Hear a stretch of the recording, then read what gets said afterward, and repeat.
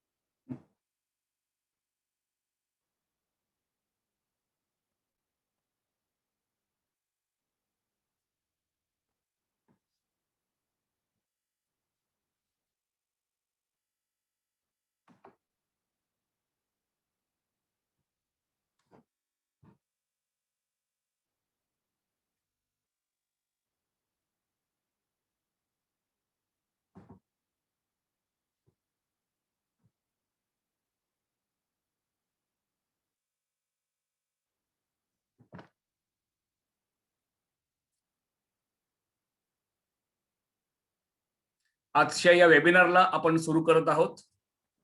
सर्वप्रथम साहेब क्लासेस सावंतवाडी व right IIT आणि मेडिकल मुंबई या दोन संस्थेतर्फे आलेल्या सगळे विद्यार्थी व पालकांचं आम्ही आमच्यातर्फे हार्दिक अभिनंदन करतोय की तुम्ही आज इथे आलात. आजचा हा सेशन विद्यार्थ्यांकरिता त्यांच्या 11वी झालेली आहेत आणि 12वी आणि 12वीच्या पुढचं संपूर्ण मार्गदर्शन त्या संदर्भात आपण एक वेबिनार घेणार आहोत.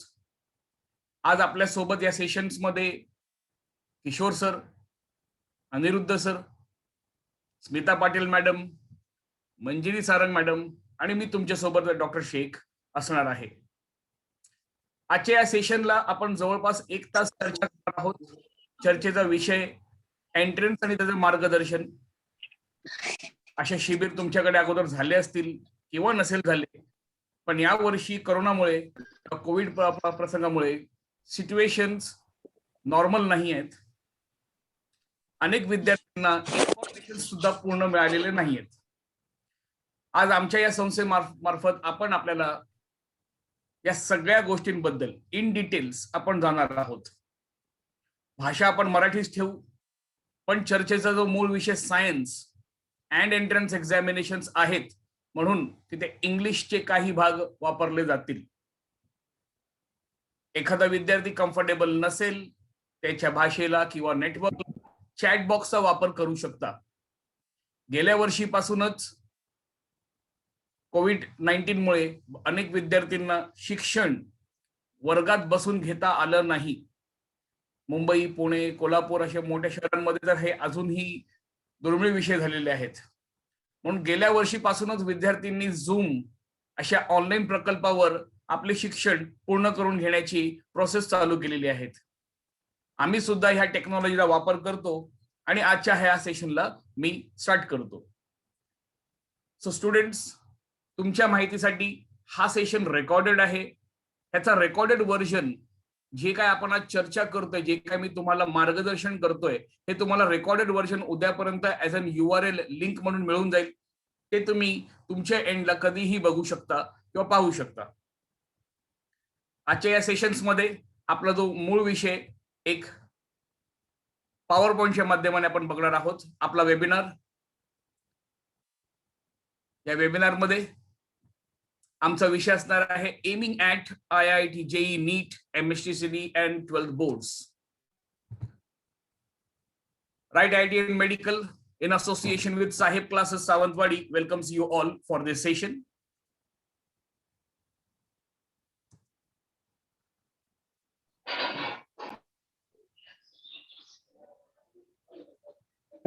सर्वात पहिला शब्द करिअर.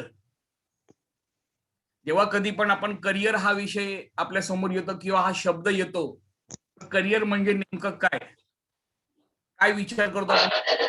आपले पालक असतात.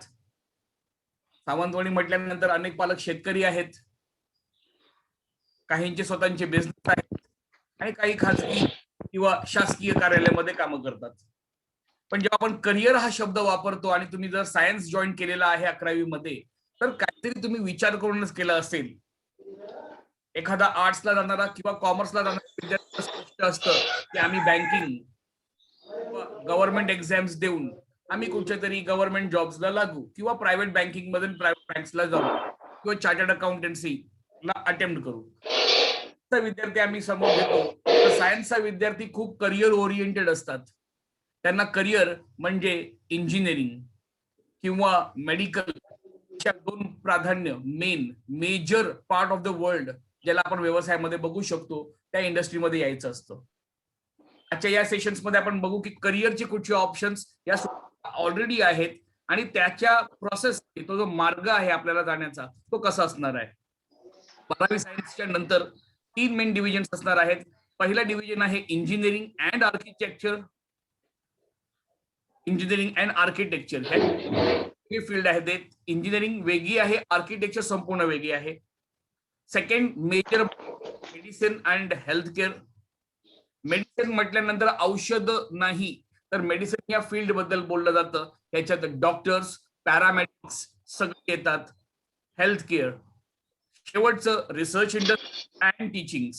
शिक्षण मी स्वतः आहे आणि आम्ही सुद्धा सायन्स शिकूनच आधी इथे आलेलो आहोत. Research and teaching is definitely a part of it.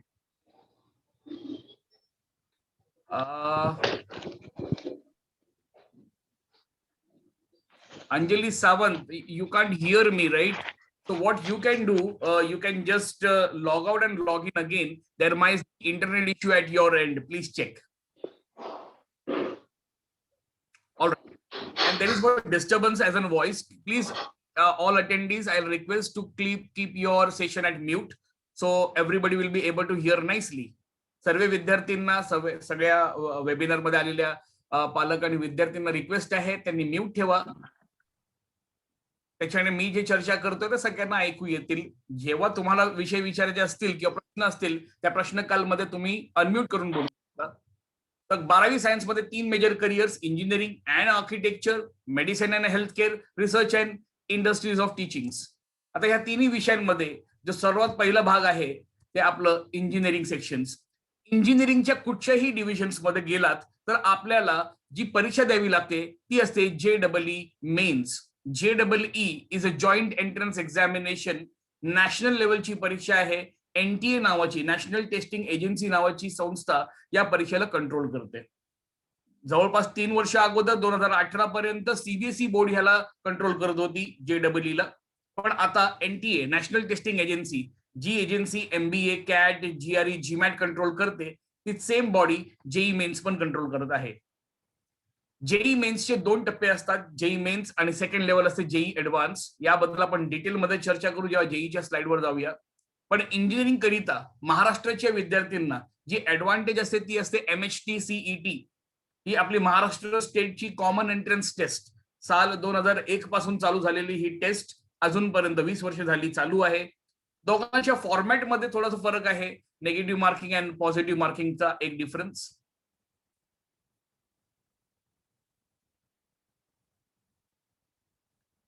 All right. So there are majority students. Just give me a couple of seconds.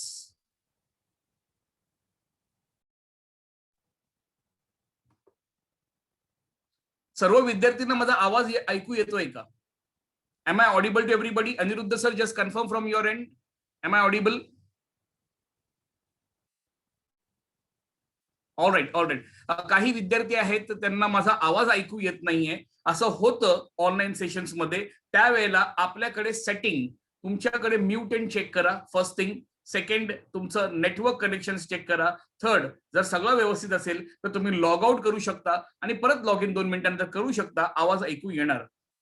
In case नाही आलं डोंट वरी, हा सेशन रेकॉर्डेड आहे आणि याचं संपूर्ण रेकॉर्डेड व्हर्जन मी तुम्हाला फॉरवर्ड करणार आहे उद्या म्हणजे मंडे. 19th of एप्रिलला. All right, so I will continue with my slides. All right, तर इंजिनिअरिंग डिव्हिजन्स मध्ये जेई मेन्स हा प्रमुख भाग झालेला आहे.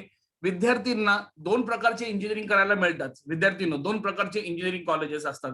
एक असतं IIT कॉलेजेस आणि एक असतात नॉन IIT कॉलेजेस. तुमच्या जवळपास जेवढे कॉलेजेस आहेत ते सगळे नॉन IIT कॉलेजेस आहेत. आपल्या महाराष्ट्रामध्ये IIT बॉम्बे किंवा IIT मुंबई ज्याला म्हणतो आपण, that is the only one. All right, so next way आपण इंजिनिअरिंग मध्ये जे सर्वात जास्त डिमांड मध्ये असणारं इंजिनिअरिंग आहे दॅट इज कम्प्युटर इंजिनिअरिंग. आता अगोदर असं होतं की कम्प्युटर इंजिनिअरिंग डायरेक्ट विद्यार्थी बीटेकची डिग्री घ्यायचे आणि ते संपूर्ण आपला कोर्स कम्प्लीट करून घ्यायचे. पण आता गेल्या 1 वर्षापासून 2020 पासून जेव्हा कोविड आलं त्याच वर्षामध्ये कम्प्युटर इंजिनिअरिंग मध्ये डिव्हिजन्स आलेले आहेत. म्हणजे पुण्याला तुम्ही अजिंक्य DY पाटील कॉलेज आहे, DY पाटील कॉलेज आहेत किंवा भारती विद्यापीठ आहेत. या कॉलेजेसने काय केलं, जे US ला प्रोग्राम चालू आहेत ते त्यांनी इथे घेऊन आलेत. जसे की बेंगलुरूला VIT Vellore institute of technology किंवा Visvesvaraya institute of technology, Parul university गुजरातला किंवा लवलिन प्रोफेशनल युनिव्हर्सिटी पंजाबला ह्यांनी कोर्समध्ये बदल आणले आहे. कोर्समध्ये बदल नक्की काय आणलं तर त्यांनी डेटा सायन्स कॉन्सेप्ट आणलेले आहेत. किती विद्यार्थी त्यांना इथे डेटा सायन्स म्हणून माहिती आहे? What is data science? Anybody knows as a student? Yeah, you can use chat box or you can unmute and you can speak, no problem.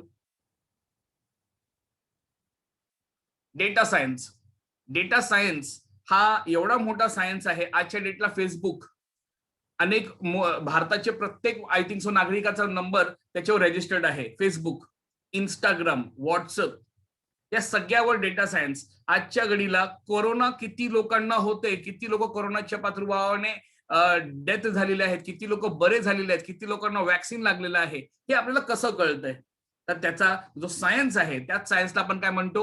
Data science. Pollution किती आहे, हवाचं तापमान किती चाललंय, टेम्परेचर, इंटरनेटची speed किती आहे, ह्या सगळ्या गोष्टीला आपण डेटा सायन्स म्हणतो.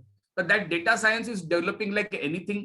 वर्ल्डचं फ्युचर आहे, म्हणून मेजॉरिटी स्टुडंट्स कम्प्युटर इंजिनिअरिंग मध्ये डेटा सायन्सला जातात. जी सेकंड कॅटेगरी स्टुडंट्स आहेत ते जातात आर्टिफिशियल इंटेलिजन्स. स्टुडंट्स आणि पालक तुम्ही सुद्धा आहात, कधी तुम्ही ऐकलायत का असं सगळ्या करिअर स्कोप्स बद्दल? तर this is the future of computer engineering.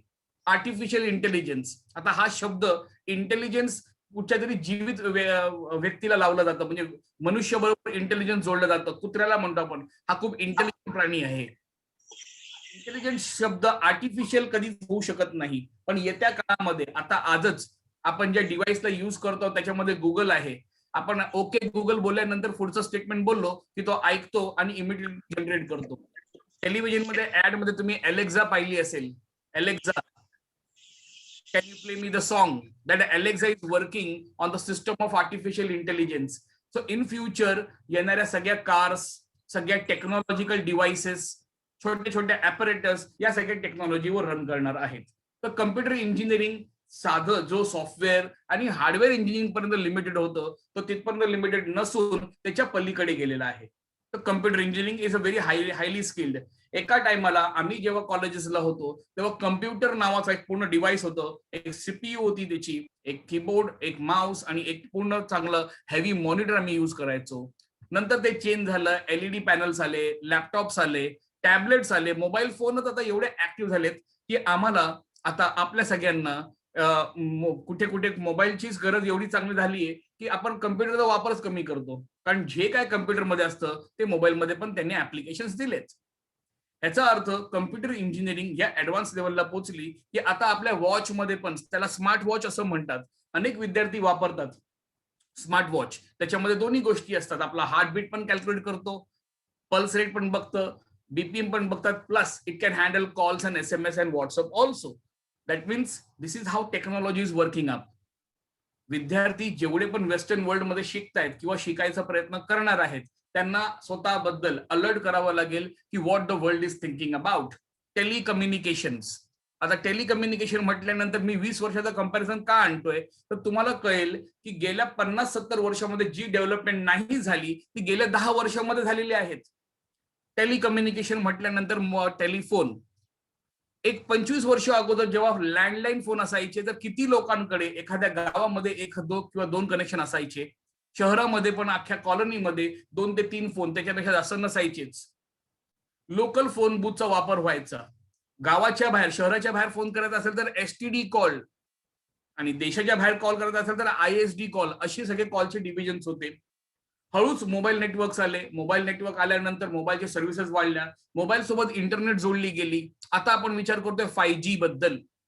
We are talking about 5G connections. आता हे 5G कनेक्शन्स कधीपर्यंत येतील नोबडी नोस, पण telecommunication is all about telecommunication industry, ज्याच्यामध्ये जिओ, वोडाफोन, एअरटेल, आयडिया ह्या सगळ्या कंपनीचे जॉब्स असतात. मेकॅनिकल इंजिनिअरिंग कधी न मरणारा फील्ड आहे. मेकॅनिकल इंजिनिअरिंग म्हणजेच mechanical engineering is the soul of engineering. जेवढे पण बॉईज असतात, पुरुष असतात, मेल असतात, त्यांचा ऍटिट्यूड असतो की नाही आम्ही मेकॅनिकल इंजिनिअरिंगच करू. आज आपल्या जवळपास तुम्ही बघायला गेलात, majority engineering jobs are available for mechanical engineers. Electrical and electronic हे दोन वेगवेगळे इंजिनिअरिंग आहेत. Electrical engineering are limited to electrical device, and electronic म्हणजे जी सर्किट बोर्ड असते, कम्प्युटरमध्ये पण असते, मशीन्स मध्ये पण असतात, तर इलेक्ट्रॉनिक इंजिनिअरिंग. सिव्हिल कन्स्ट्रक्शन मध्ये असतात हे. केमिकल टेक्नॉलॉजी, खूप विद्यार्थ्यांचं केमिस्ट्री खूप चांगलं असतं, पण त्यांना असं वाटतं की आम्ही केमिस्ट्री चांगलं आहे पण आम्ही इंजिनिअरिंग मध्ये काय करू, तर केमिकल टेक्नॉलॉजी. तर वार्निशेस अँड पेंट इंडस्ट्री असते, painting industry, rubber industry, chemical industry. या सगळ्या केमिकल इंडस्ट्रीजमध्ये chemical technologist, B Tech in chemical technology विद्यार्थी सिलेक्ट केले जातात. पण इंजिनिअरिंग जर आपण सोडलं तर त्याच्यानंतर एक खूपच क्लासिक फील्ड आजच्या वेळेला दिसतं. शॉर्ट टर्म आहे पण खूप स्ट्रॉंग आहे. नाव आहे मर्चंट नेव्ही. तुमच्या जवळ गोवा आहे. गोव्याला 4 संस्था आहेत जे मर्चंट नेव्हीला कोच करतात. 1.5 वर्षाचा कोर्स असतो, 1.5 इयरचं, आणि त्याच्यानंतर जॉबची पोस्टिंग्स असतात. मर्चंट नेव्ही, मर्चंट म्हटल्यानंतरच बिझनेस हा शब्द जोडला जातो. त्या मर्चंटच्या शिप्सला जे कार्गो शिप्स असतात, जे ऑइल्स किंवा फूड ग्रेन्स एका कंट्रीपासून दुसऱ्या कंट्री घेऊन जातात बिझनेसच्या संदर्भात, त्या केसमध्ये मर्चंट नेव्हीची शिप्स, त्याच्यावर मर्चंट नेव्हीला जॉब मिळला जातो. Now this job is very much lucrative in terms of finances. यामध्ये अर्निंग खूप जास्त असते, पण याची एज लिमिट 35 to 40 इयर्स, त्याच्यावरती पण लोक करतात. पण त्याची अप्पर लिमिट असं म्हटलं जातं की 35 to 40 इयर्स, कारण सेलिंग असते समुद्रामध्ये, डीप सी, ओशन मध्ये जातात ते. खूप लोक आहेत आमचे मागील गेल्या 12 वर्षाच्या विद्यार्थ्यांमध्ये अनेक विद्यार्थी जॉईन केलेले आहेत या सेशन्सला. They are enjoying their field. त्याच्यानंतर येतं अच्छा ह्याच्यात requirement PCM, physics chemistry mathematics 12वीचे 50% आणि हाईट 165 सेंटीमीटर असणं गरजेचं आहे, म्हणजे 5 फूट 6 इंच असलंच पाहिजे. एव्हिएशन पायलट, हे कमर्शियल पायलट ज्याला आपण म्हणतो, खूप कमी विद्यार्थी असतात, मुलं किंवा मुली, जे या फील्ड बद्दल विचार करतात. पण लेट मी टेल यू, समोर दिलेल्या सगळ्या फील्ड पैकी सर्वात जास्त अर्निंग असलेलं फील्ड आहे एव्हिएशन पायलट. आज गेल्या 20 वर्ष, अगेन मी सारखं करिअरमध्ये 20 वर्ष मागे जातो, कारण कंपॅरिझन तेव्हाच तुम्हाला कळते की 20 वर्षात काय फरक झालेला आहे आणि येणाऱ्या 20 वर्षामध्ये पुढच्या कसा हा फास्ट डेव्हलप करणार. 20 वर्ष अगोदर फक्त 2च एअरलाईन होते भारतामध्ये, एक होतं एअर इंडिया आणि एक होती इंडियन एअरलाइन्स. बाकी सगळे खाजगी होते आणि बाहेरून यायचे. आज इंडियामध्ये SpiceJet, Jet Airways, Indigo airways, n number of airways आता जॉईन झालेले आहेत. त्याच्यामध्ये कार्गोज पण हेवी चालतात, फेडेक्स पण आहे. तर this is how aviation industry has develop. ते नाही झालं की प्रायव्हेट कंपनीज स्वतःच्या प्लेनसाठी पण पायलट्स हायर ठेवतात. तर पायलट्स रिक्वायरमेंट काय असते, HSC 12वी, पीसीएम 50%, हाईट 165 सेंटीमीटर हाईट. म्हणजे एक कळालं तुम्हाला की पीसीएम 50% HSC मध्ये असलं पाहिजे. ज्यांची हाईट 165 सेंटीमीटर आहे, मुलींमध्ये 156 सेंटीमीटरचं रिलॅक्सेशन आहे, 156 centimetre in girls for aviation pilot. Merchant navy is not available for girls. Third दिलेला आहे खालती आर्किटेक्चर. आजच्या वेळेला architectures are huge in their supports and they are doing very well. त्याच्यासाठी 2 वेगवेगळी परीक्षा संस्था आहेत, एक आहे नाटा NATA नावाची आणि दुसरी आहे JEE men's 2.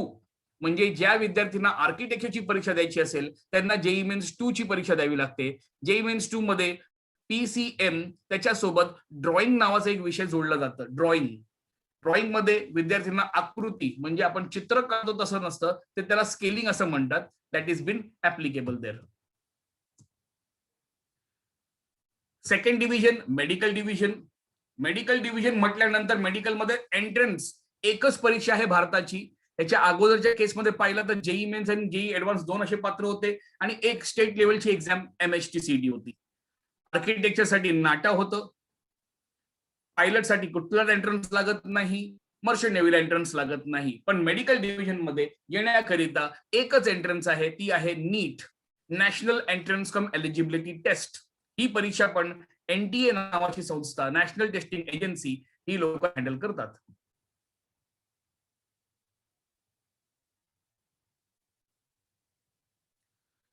MBBS, MD, MS in India और अब्रॉड हा सर्वात मेजर भाग आहे मेडिकल डिव्हिजन्स मध्ये. MBBS आता आज आपल्याला माहिती आहे कोरोनामध्ये फाईट करण्यासाठी आपल्याला MBBS डॉक्टरचेच रिक्वायरमेंट्स वाढलेत. तुमच्या जवळ डॉक्टर आपल्या राणे साहेबांचा कॉलेज, मेडिकल कॉलेज उघडलं गेलं 2 वर्ष अगोदर. सगळ्या सीट्स फुल होतात. महाराष्ट्रामध्ये MBBS ची नीटची कट ऑफ गव्हर्नमेंट कॉलेजमध्ये 600च्या वरती चालली यावर्षी. 600+, 720 मार्काचा पेपर होता. आपण नीटच्या डिटेल्स मध्ये जाऊया. पण MBBS ची खूप डिमांड आहे. भारतामध्ये किती सीट्स आहेत, किती सीट्स मध्ये MD-MS ला किती सीट्स आहेत, जे MBBS च्या नंतर केलं जातं. म्हणून अनेक विद्यार्थी, कारण त्यांना भारतात मिळत नाही, तर ते भारताच्या बाहेर अब्रॉडला, Ukraine, Georgia, Russia, Armenia, Belarus अशा कंट्रीला जाऊन आपले MBBS ची डिग्री पूर्ण करून भारतात परत येतात आणि सक्सेसफुली ते काम करतात. BAMS, MBBS च्या पॅरलल मध्ये जी डिग्री कोर्स आहे ती आहे BAMS ची, आयुर्वेदिक मेडिसिन अँड सायन्सेस. त्याच्यामध्येच अजून एक थर्ड डिव्हिजन आहे BHMS, homeopathy medicine and science. तर ह्या तिन्ही मेडिकल सायन्सेस रिलेटेड असतात. BMS आणि BHMS चे डॉक्टर्स क्लिनिक खोलून बसू शकतात, उच्चारण करू शकतात, पण हॉस्पिटल उघडू शकत नाही. हॉस्पिटल उघडण्याकरिता MBBS ची परमिशन कंपल्सरी असते. रेडिओलॉजिस्ट म्हणजेच आज हे पॅरामेडिक्स, म्हणजे ह्यांच्याशिवाय MBBS किंवा BMS BHMS डॉक्टर कुठल्याही प्रकारचं एक्सपेरिमेंट, औषध करू शकत नाही. रेडिओलॉजिस्ट म्हणजे x ray, sonography, CT scan, MRI ते असतात radiologist. Pharmacist, all medicine division, ज्याच्यामध्ये फार्मास्युटिकल लॅब्स पण येतात, प्लस फार्मास्युटिकल इंडस्ट्री पण येते आणि मेडिकल शॉप्स पण येतात. That is pharmacist. पॅथॉलॉजिस्ट, रक्त तपासणी करणारी लोक, blood test, urine test, stool test ही करणारी लोक pathologist. Sonologist, they are exclusive involved in sonography. मग सोनोग्राफी फक्त प्रेग्नन्सीला वापरला जात नाही, तर पोटामध्ये अनेक अल्सर्स, लिव्हर डिसऑर्डर्स या सगळ्याला फाईन करण्यासाठी सोनोलॉजिस्ट लोक लागतात. फिजिओथेरपिस्ट, गेल्या काही काळामध्ये ही ब्रांच मेडिकल सायन्स मध्ये खूप डेव्हलप झाली.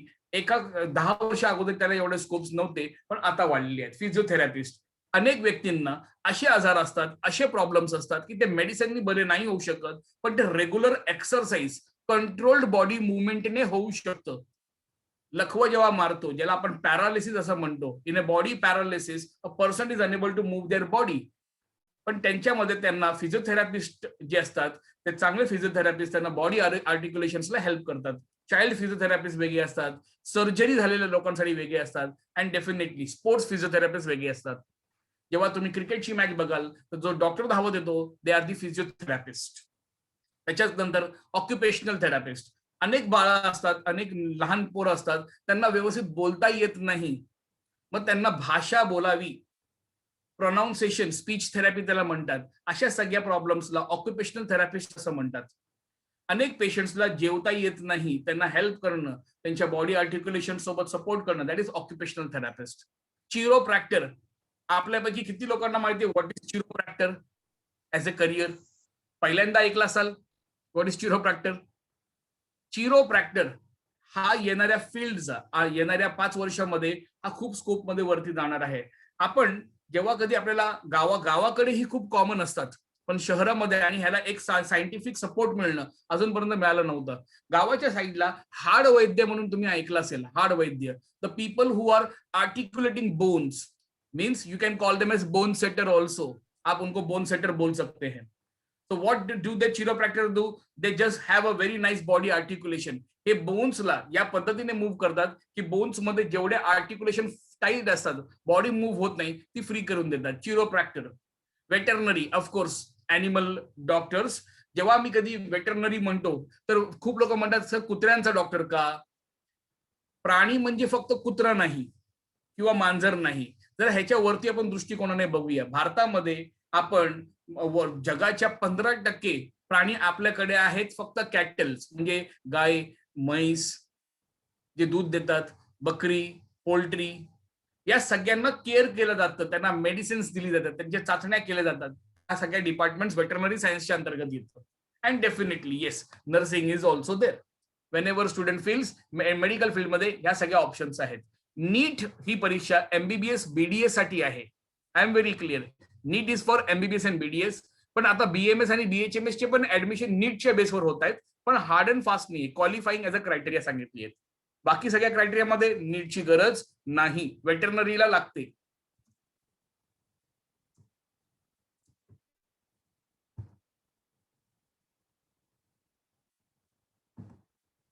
All right.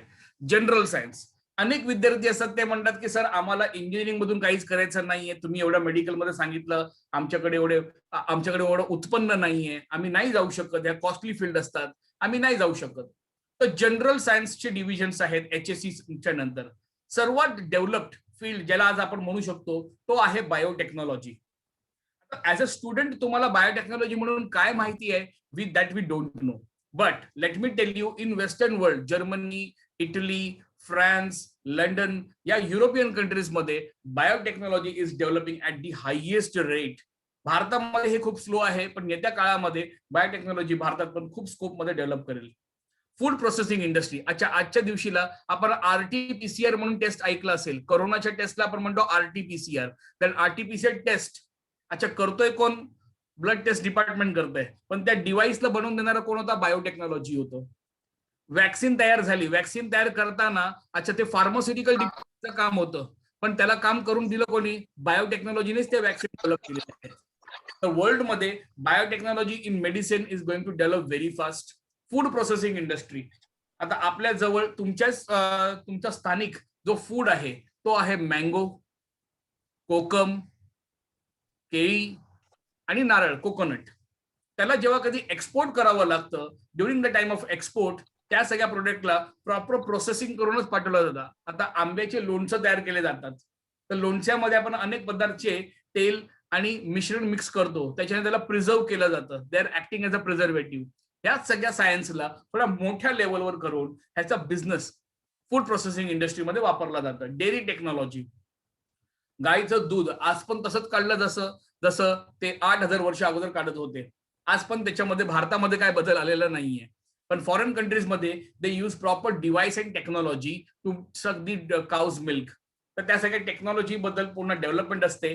And yes, agriculture technology, poultry farming, forensic science, fisheries. Forensic science म्हणजेच आजच्या दिवशी आपल्याला हे माहित नसतं, एखाद्या क्राईम सीन मध्ये जेव्हा कधी पण पोलीस तिथे जातात किंवा क्राईम डिपार्टमेंट जाते, त्यांना माहित केलं झालं असतं की कुठच्या व्यक्तीने हा क्राईम केलाय. तर तुम्ही CID नावाची सिरीज बघितली असेल, त्या CID मध्ये डॉक्टर साळुंखे एक व्यक्ती दाखवलाय. आपण कधी कधी हसतो, विचार करतो की असं होऊ शकतं का? तर भले ते आपल्याला जोकिंग म्हणून त्यांनी एक शॉर्ट मध्ये दाखवलं असेल, पण फॉरेन्सिक सायन्स हेच जॉब करतं in details that also. Fisheries फक्त मासे पकडणं आणि मासे विकणं नाही, तर fisheries is all about saving the fishes. पापलेट जी मासा आहे आपल्याकडे, पापलेट 800 रुपये 700 रुपये असे मिळतात. एवढे कॉस्टली का? प्रश्न आहे. तर अनेक कोळी बांधव आहेत, ते म्हणतात की कारण हे आहे सर, त्याला डीप सी मध्ये जावं लागतं आणायला, आणि भेटायला पण ते 1 किंवा 2 एका वेळालाच मिळतं. All right. So, sir, your sound is not coming. So there is some students who are facing a voice issue. Can you please confirm the other students who are there? Are you all? Am I audible to everybody?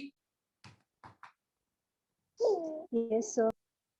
All right. So there is some issue with some students. I can definitely would have helped if I would have been there. So that might be due to network issue, students, and I really can't support you for that part. But yes, you can be in the sessions and you can have the look of PowerPoints, and you can go over through for this recording afterwards.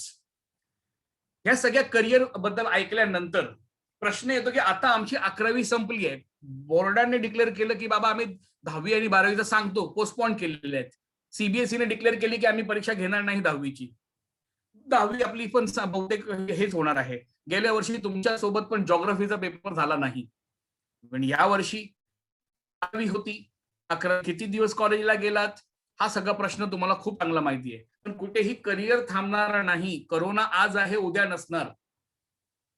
काय नाही रे, आपल्याला ही लोक pass करणार. Pass करण्याचा हा प्रश्न जर असेल तर आपण सायन्सचे विद्यार्थी नाही आहोत. पास ते करणारच, पण पास झाल्यानंतर माझा करिअर मला सिलेक्ट करेल का? नाही. एंट्रन्स एक्झाम सांगितलं की बाबा आम्ही जशी एंट्रन्स नियमानुसार घेतो तसंच घेणार. म्हणजे करिअर डेव्हलप तेव्हा होणार जेव्हा तुम्ही एंट्रन्स देताय. आणि एंट्रन्स मध्ये 11वीचा संपूर्ण सिलेबस आणि 12वीचा संपूर्ण सिलेबस एकत्र येऊन तुमच्या सिलेबस मध्ये येतं. आज या ग्रुपमध्ये 2 प्रकारचे विद्यार्थी असतील. There is some students who are writing on the board. Please don't use that. It might be mistakenly you're doing that, but that's okay. Kindly avoid it. There are 2 types of science we can see. One is general science and one is bifocal science. General science चे विद्यार्थ्यांना जे विषय असतात ते असतात physics, chemistry, mathematics and biology. आता इथे या विद्यार्थ्यांना बायोलॉजी हा सब्जेक्ट यूज केलं जातं. अँड त्यांना एक IT किंवा मराठी असे विषय ते लोक सिलेक्ट करतात. हे स्टुडंट इंजिनिअरिंग ओरिएंटेड असतात. तुमच्यापैकी अनेक जण बायफोकल सायन्स फोकस असतील. तुम्हाला सायन्स मध्ये बायोलॉजी जी होती CS1, CS2, computer science 1 and 2 असेल. And definitely not be having the second subject.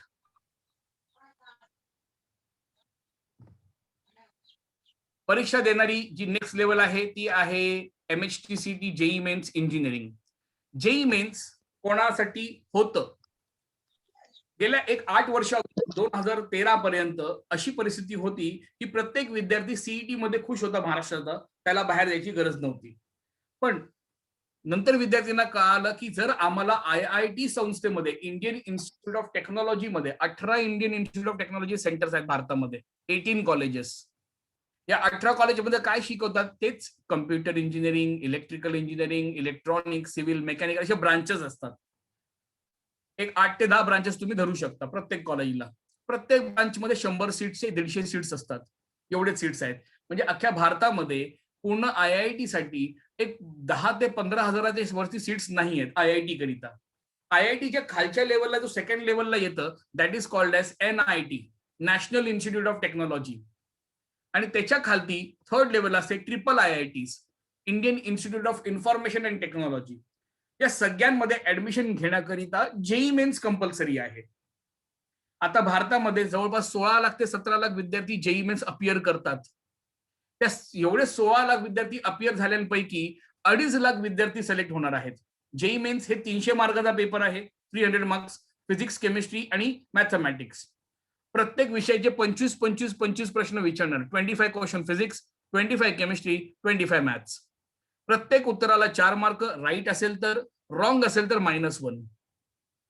म्हणजे 300 मार्कांपैकी हे विद्यार्थी स्कोर करतात.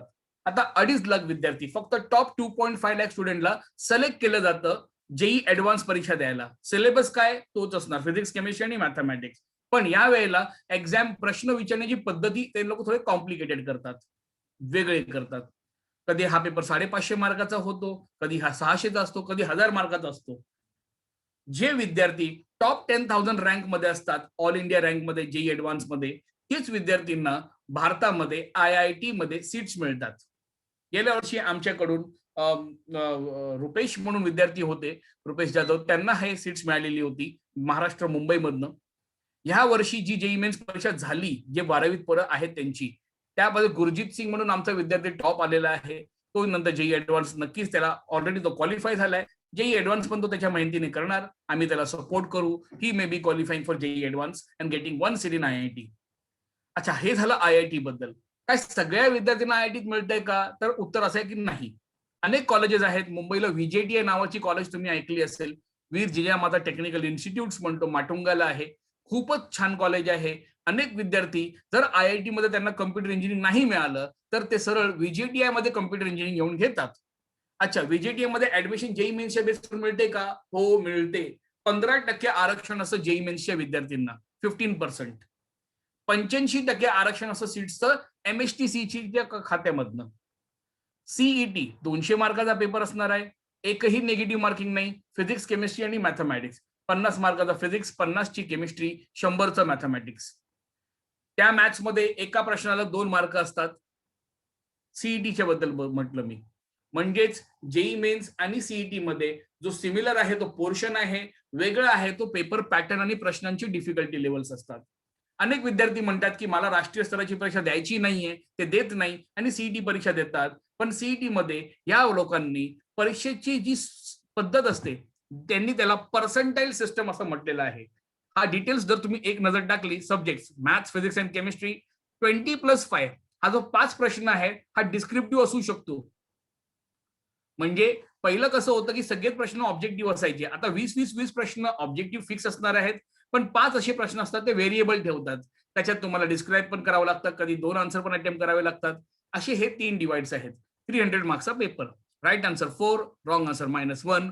जर आन्सर अटेम्प्ट नाही केलात तर 0 मार्क्स, म्हणजे त्याला काही डिडक्ट किंवा ऍड होणार नाही. एनटीए काय करते, तुमचं स्कोर 3 पद्धतीमध्ये डिवाइड करते. जेवढी पोरं बसली, बरोबर आहे, फॉर एक्झाम्पल तुम्ही 100 जण आहात, 100 विद्यार्थ्यांपैकी जो हायएस्ट आला 300 पैकी त्याचे मार्क 200 आहेत, ह्याला रँक नंबर 1 म्हणायचं आपण आता. आणि ह्याला म्हणतात 100 पर्सेंटाईल. पर्सेंटेज आणि पर्सेंटाईल मध्ये फरक सांगतोय तुम्हाला मी. आता ह्यांची रँकिंग पर्सेंटाईल प्रमाणे चालते. म्हणजेच 300 मार्काचा पेपर आणि 200 मार्क मिळाली तर त्याला ती लोक म्हणतात हा रँक नंबर 1 आहे आणि ह्याला म्हणतात 100 पर्सेंटाईल. मग ज्याला 199 मिळाले असेल तो होतो त्याचा सेकंड रँक आणि त्याचा स्कोर होऊन जातो किती, 99th पर्सेंटाईल. म्हणजे जेवढे विद्यार्थी अपियर करतात divided by the number of student scoring highest marks multiplied by your marks, या पद्धतीने ती लोक कॅल्क्युलेट करून आपले पर्सेंटाईल काढतात. पर्सेंटाईलच्या बेसवरच सगळा स्कोर डिपेंड करतो. ज्या विद्यार्थ्यांना 200 पेक्षा जास्त मार्क आहेत जेई मेन्स मध्ये ते जेई ऍडव्हान्सला क्वालिफाय होतात आणि तेच स्टुडंट्सला चान्स असतात की they will be having over edge or ultra edge over getting JEE IIT also. Medical entrance NEET, ह्याची स्टोरी जेई मेन्स पेक्षा कम्प्लिटली वेगळी आहे. विषय 3 आहे त्यांचे, फिजिक्स, केमिस्ट्री आणि बायोलॉजी. तिथे तुम्हाला 3 तासांमध्ये 75 प्रश्न करायचे होते जेई मेन्सला 3 तासात. इथे तुम्हाला 3 तासांमध्ये 180 प्रश्न करायचे असतात. 45 फिजिक्स, 45 क्वेश्चन केमिस्ट्री आणि 90 बायोलॉजी, अशी 180 प्रश्न. तर इथे तुम्हाला कळालं असेल की नीटचा कॉम्पिटिशन आणि जेई मेन्सचा कॉम्पिटिशन वेगवेगळे आहेत. 3 तासांमध्ये किती, 75 प्रश्न आणि इथे 3 तासांमध्ये किती, 180 प्रश्न. एवढा मोठा डिफरन्स असतो in the number of questions of NEET and JEE mains. हा, जेई मेन्स मध्ये मॅथमॅटिक्स असतात 25 प्रश्नांची. इथे त्या मॅथमॅटिक्स नसल्यामुळे biology is a learning subject, you can target it very easily. पण 720 मार्कांपैकी विद्यार्थ्यांना किती गुण मिळाले की गव्हर्नमेंट कॉलेज मिळेल किंवा दिल्लीचा एम्स मिळेल. एम्स मध्ये या वर्षी 720 पैकी 720 हायएस्ट होतं भारताचं आणि एक नाही 5 विद्यार्थी होते 720ला. 700च्या वरती 890 पोरं होती. याचा अर्थ हे झालं की एम्स दिल्ली, जिपमर जी पॉंडिचेरीला आहे, दिल्लीला मौलाना आझाद कॉलेज, मुंबईची केईएम हॉस्पिटल, अशा सगळ्या कॉलेजेस 690 वर येऊन सगळं संपलं. एकही सीट शिल्लक नव्हत्या. कास्ट मध्ये, अदर रिझर्व्ह कॅटेगरीमध्ये ते करता करता 650 पर्यंत आले. जीएमसी नागपूर 640ला क्लोज झाली, गव्हर्नमेंट मेडिकल कॉलेज नागपूर.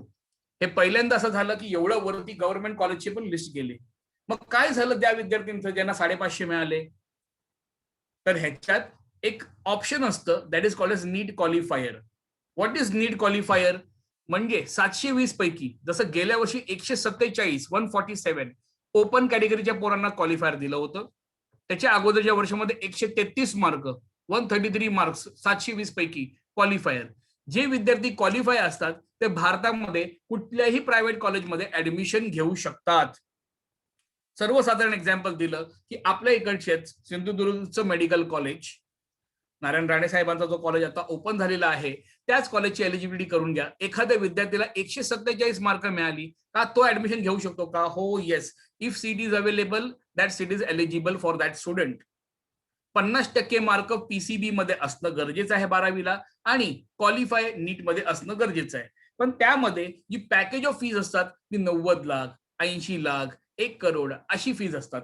त्याच्यामुळे अनेक पालकांना ही फीज जमत नाही. बघायला गेलात तर ऍक्च्युली दिल्ली एम्सची फीस 6,800 रुपये महिना, अॅन्युअल फीस, नॉट महिना, पण 6,800 रुपये वर्षाची फी आहे एम्स मध्ये. मौलाना आझाद कॉलेजला 680 रुपयाची फी आहे. केईएम हॉस्पिटलमध्ये 98,000 ची वर्षाची फीज आहेत. याचा अर्थ जर मी केईएम हॉस्पिटलचीच फीस धरली तरी 5 लाख रुपये 5-4.5 वर्षामध्ये खर्च होतात. हे अफोर्डेबल आहे कुठच्याही पालकाला. पण जेव्हा आपण 80 लाख, 90 लाख, 1 करोड, 40 लाख असे प्रायव्हेट कॉलेजची फी म्हणतो तर हे अफोर्डेबिलिटीच्या बाहेर जातं. म्हणून अनेक विद्यार्थी, जवळपास 20,000 विद्यार्थी दरवर्षी देशाच्या बाहेर जातात आणि एमबीबीएस कम्प्लीट करून घेतात. रशिया, युक्रेन, जॉर्जिया या कंट्रीजमध्ये. या कंट्रीमध्ये 25 लाख ते 30 लाखामध्ये एमबीबीएस ची डिग्री पूर्ण कम्प्लीट करून मिळते.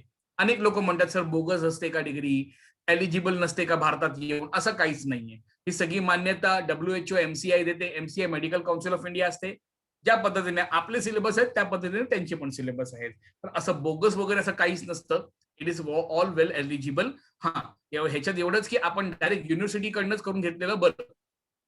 नीट, आता ही नीटची परीक्षा वर्षातून एकदाच होते. जेई मेन्स या वर्षी 4 वेळा होत आहे, कारण अनेक विद्यार्थी वेगवेगळ्या बोर्डाचे असतात, म्हणून त्यासाठी त्यांना वेगवेगळ्या पॅटर्नने शिकवलं जातं. HSC बोर्ड पॅटर्न 2019 पासून जो बदलला, जो तुमच्या एक्झामला असणार आहे बोर्ड पॅटर्न. पहिले प्रश्न सेक्शन 1 कुठच्याही पेपरचा, फिजिक्स, केमिस्ट्री, मॅथ्स, बायोलॉजीचं सांगतोय मी. पहिला असतात ते MCQ, मल्टिपल चॉईस क्वेश्चन, म्हणजे त्याला तुम्ही ऑब्जेक्टिव्ह असं म्हणतात. फिल इन दी ब्लँक्स, 1 ते 8 प्रश्न.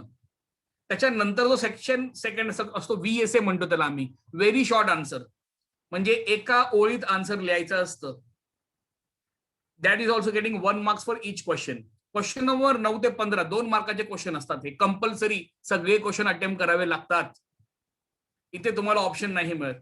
क्वेश्चन नंबर 16 ते 26 सी सेक्शन मध्ये, इथे तुम्हाला कमीत कमी म्हणजे 8 प्रश्नांपैकी तुम्हाला 5 क्वेश्चन सॉल्व्ह करावे लागतात. 3 मार्काचं एक उत्तर असतं. आणि शेवटचं सेक्शन, त्याच्यात पण 6 प्रश्न असतील, 6 पैकी तुम्हाला 3च प्रश्न करायचे असतात, एकाला 5 मार्क असतात. हा पेपर पॅटर्न, हा तुमचा फिजिक्सचा सिलेबस. 11वी जे काय तुम्ही शिकलात, whatever you studied, unit of measurement, current, electricity, magnetism, magnetic properties, any chapter, that all chapters will be connected to your physics 12th standard. म्हणजे 11वीचे सगळ्या चॅप्टर्सचे डायरेक्ट लिंक तुम्हाला 12च्या चॅप्टर्स मध्ये मिळणार. 12वी मध्ये 16 चॅप्टर्स आहेत, 16 chapters. First is rotational dynamics, last one is semiconductor. तुम्ही जर वेटेज पाहाल बोर्डमध्ये, याच वेटेज प्रमाणे ह्यांचे नीट आणि जेईला पण वेटेज असतात.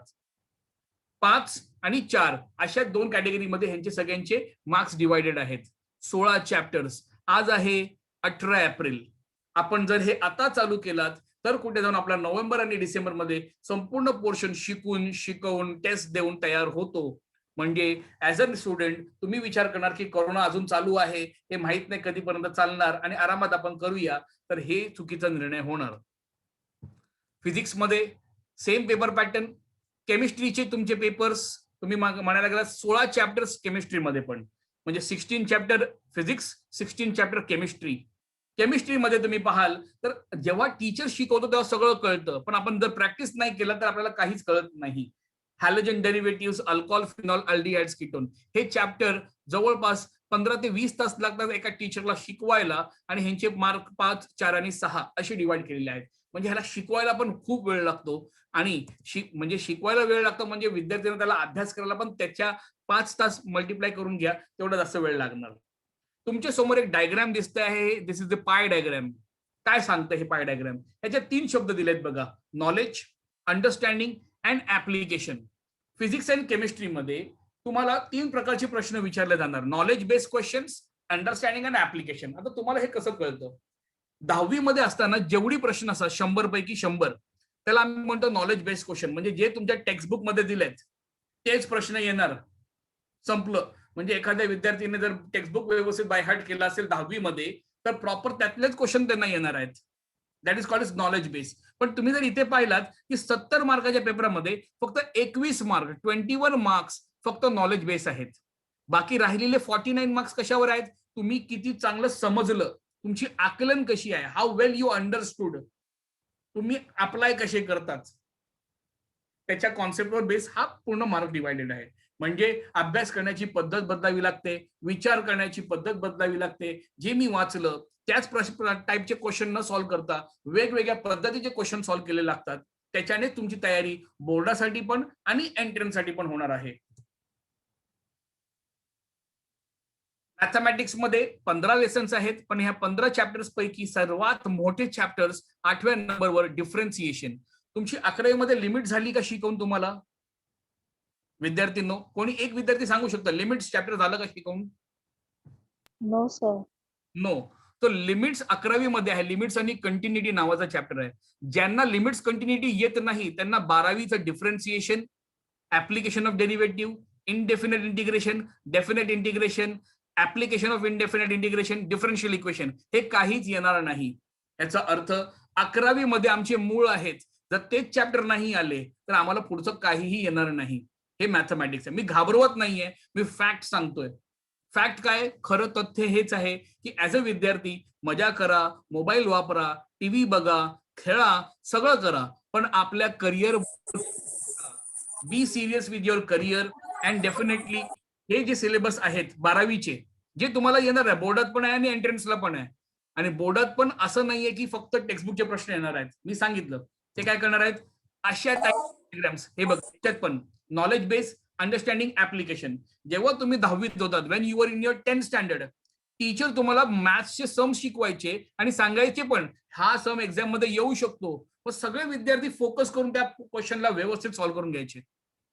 पण आता 12वी मध्ये असं होत नाही. त्याला आम्ही म्हणतो नॉलेज बेस्ड क्वेश्चन. सगळेच क्वेश्चन इथे तुम्ही बघाल तर they are all understanding and application based now.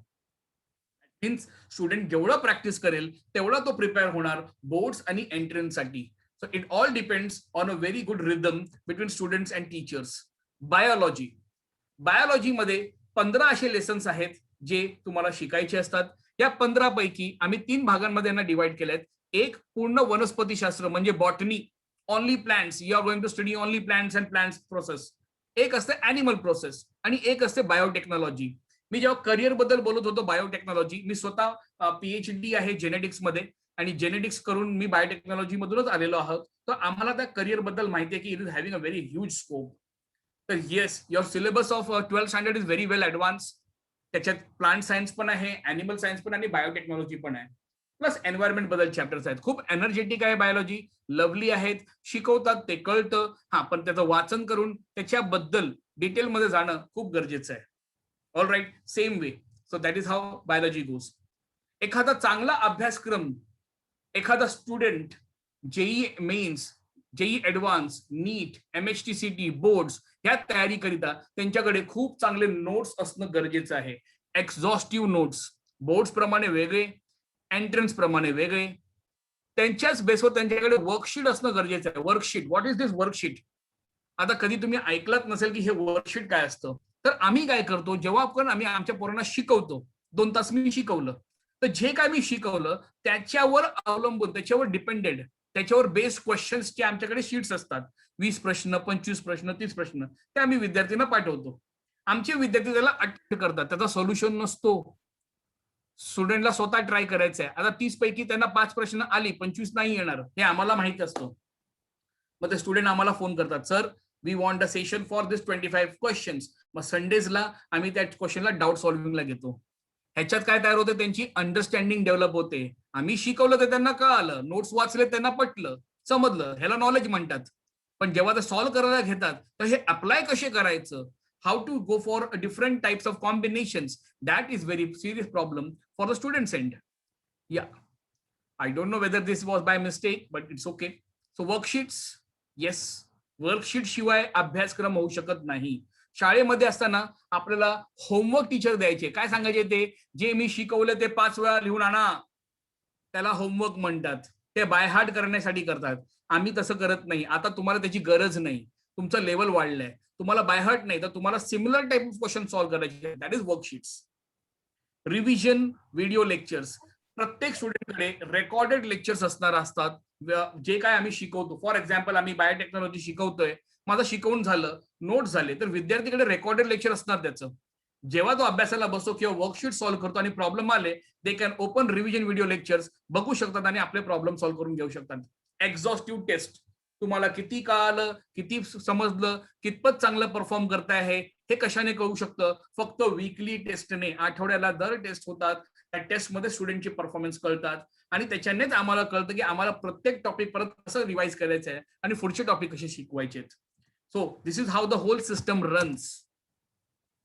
Dear students, we had a very big interactions with people in Kankavali and Sawantwadi with the help of Kishore sir आणि Aniruddha sir, Smita madam, या सर्वांच्या चर्चेनंतर आम्ही right academy जी मुंबईला स्थित आहे, पुण्याला आमचे सेंटर्स आहेत, आता ह्या वर्षी आम्ही ती सेम सिस्टम जी मुंबईला आहे ती तुमच्या सावंतवाडीला लॉन्च करत आहोत साहेब क्लासेसच्या ऑफिसमध्ये, साहेब क्लासेसच्या वतीने.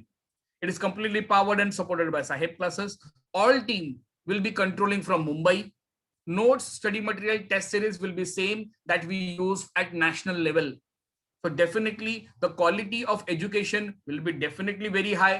I don't say you're not getting quality education, but I will definitely say I will make you compete with national level students. म्हणजे तुमची परीक्षा मी अशा विद्यार्थ्यांसोबत ठेवणार.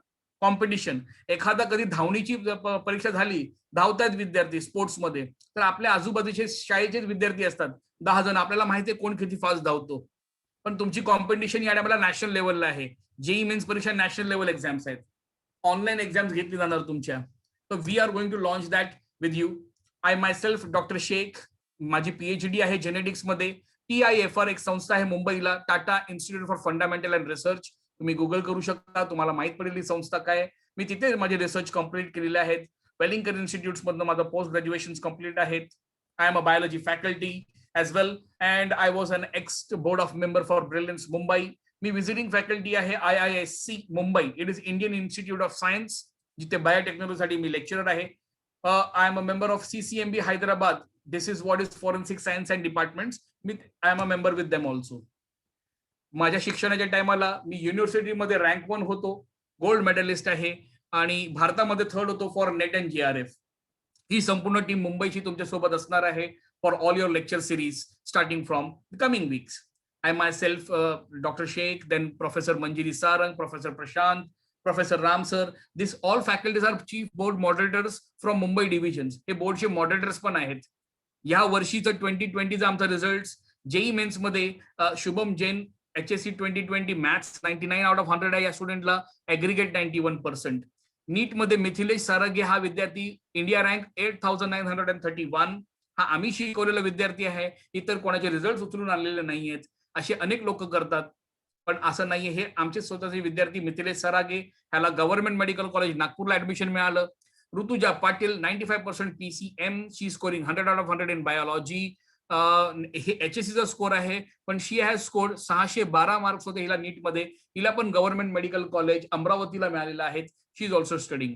विशाल Mishra 93% and Gurjeet Singh the last student हा 2021 चा रिझल्ट आहे 93 पर्सेंटाईल वर. अँड येस, ह्याची अजून 12वीची बोर्डाची परीक्षा झाली नाहीये, but he has already completed with his target of career. तर त्याचा target he wanted to go for computer engineering. तर कुठे ना कुठे त्याचा करिअर पूर्ण होताना दिसतंय. स्टुडंट्स, आता हा सेशन, ही जी चर्चा झाली ती संपूर्ण झाली आहे माझी. एक अनाउन्समेंट आहे, त्याच्यानंतर आपण प्रश्न काढला जाऊ. विद्यार्थी पण आहेत आणि पालक पण आहेत. आम्ही ह्या वर्षी सावंतवाडीमध्ये सगळ्या विद्यार्थ्यांकरिता आमची जी सेंटर आहे तिथूनच आता परवानगी नाही आहे क्लासरूमसाठी गव्हर्नमेंटकडनं, कारण कोरोना एवढं वाढलेलं आहे की आम्ही स्वतः सगळे अवॉइड करतोय. आपण सगळे घरी आहोत, हॉस्पिटल बेड्स मिळत नाही, ऑक्सिजन मिळत नाही, असा अनेक न्यूज आपण ऐकतो. आणि हा आम्ही मुंबईला पाहतोय, पण ही परिस्थिती खूप भयंकर आहे.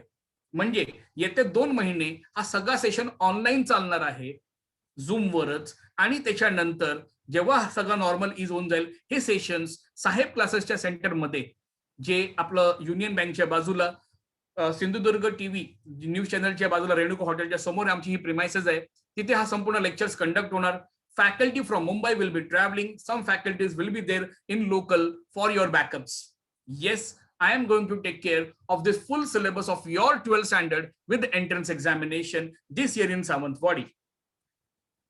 For this program, तुम्हाला माहित नाही की आम्ही कशी शिकवतो आहेत आणि आम्हाला काय इन्फॉर्मेशन द्यायची आहे, तुम्हाला असं वेगळं काय वाटेल, म्हणून तुमच्या सगळ्या विद्यार्थ्यांसाठी येत्या मंगळवारपासून, म्हणजे डे आफ्टर टुमॉरो, ट्यूसडे पासून सॅटर्डे पर्यंत डेली 11 वाजता 11 AM एक डेमो लेक्चर्स आम्ही ठेवलेले आहेत. जसं की मंगळवारी 11 वाजता बायोलॉजीचा लेक्चर ठेवला आहे. मी स्वतः घेणार आहे तो लेक्चर. 11 ते 11:45 45 मिनिटचा लेक्चर असणार आहे तो. त्या 45 मिनिट्सच्या लेक्चरमध्ये आम्ही एखादा कॉन्सेप्ट शिकू. त्या कॉन्सेप्ट बद्दल तुम्हाला इन्फॉर्मेशन मिळतील. जशी आम्ही रेग्युलर क्लासरूम मध्ये शिकवतो आम्ही तसं शिकवणार आहोत. याच्याने तुम्हाला आयडिया येईल की how this faculties and how this people are teaching. Same way next day मॅथमॅटिक्सचं लेक्चर आहे. प्रोफेसर राम सर असणार आहेत त्याच्यामध्ये. राम सर हे बोर्ड मॉडरेटर्स पण आहेत मॅथमॅटिक्स साठी. सीबीएसई बोर्ड इंटरॅक्टिव्ह होते and he will be part of JEE mains council body also. तर ते मॅथ्स शिकवणार. मॅथ्स शिकवतानाच ते 2 सम केल्यानंतर तुम्हाला सांगतील की याचे शॉर्टकट्स कसे वापरायचे, जेई मेन्स मध्ये कसे जम्प करतो आपण याच्यात. 2 लेक्चर फिजिक्सचे होतील तुमचे. एक प्रोफेसर मंजिरी सारंग म्हणून घेतील आणि एक प्रोफेसर प्रशांत घेतील. केमिस्ट्रीमध्ये IITN आहेत mister Khandelwal sir. He will be taking 1 section in chemistry. So this is how whole sections will be divided from Tuesday to Saturday. It will be absolutely no charges for this. It will be completely for you students. That will be happening in live session with Zoom. I'll open my section. I'll open the question hour for you people. प्रश्न काय आहेत विद्यार्थ्यांचे career बद्दल, 11वी 12वीच्या study बद्दल, entrance बद्दल, शिक्षण बद्दल किंवा इतर काही प्रश्न असतील तुम्ही विचारू शकता. विचारताना तुम्ही चॅट बॉक्सचा पण वापर करू शकता किंवा अनम्यूट करून you can directly speak. Yeah, few of the students, Anjali was consistently facing the sound issue and Tejas also had same issue in somehow. I'm really sorry for that error as it cannot be controlled by me. That's all right. But students, whatever questions तुमच्याकडे काय प्रश्न असतील विचारू शकता.